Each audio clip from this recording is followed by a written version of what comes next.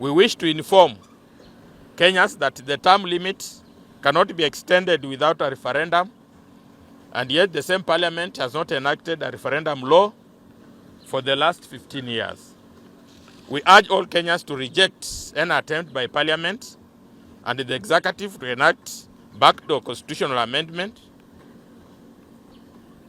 of the senators, governors, the 290 members of the National Assembly, 12 nominated members of the National Assembly, the 47 county women members of the National Assembly, and members of the 47 county assemblies.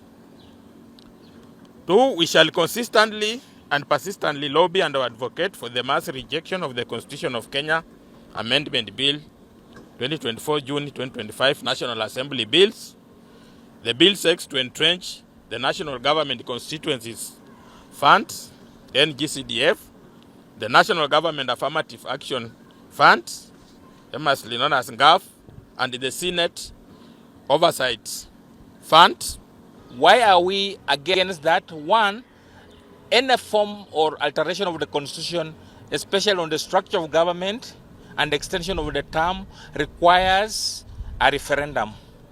Unfortunately, we don't have a referendum law, and the same parliament has not passed it, and that alone cannot allow them to proceed. Secondly, parliament, through a stage managed process, also want to entrench 3 funds: National Affirmative Action Fund, National Government Constituency Development Fund, and Senate Oversight Fund into the Constitution. Unfortunately, we cannot alter provisions of Chapter 12 of the Constitution on public finance without going through a referendum, which again we don't have a law. So we don't support that particular process. Eunice is coming up for yes. Is starting as a job. Another issue that we need to bring down here. Yeah, there was the issue. What is this? GAP. Right now we monitor these, those are also petitions. Yes, we can just and had understanding. We had 4 organizations who went to court over.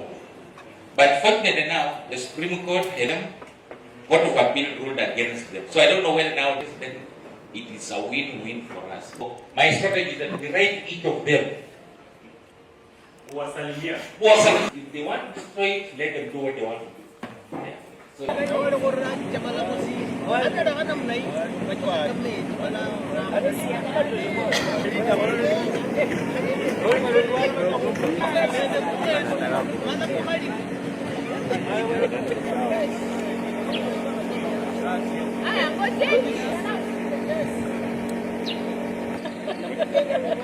Levou um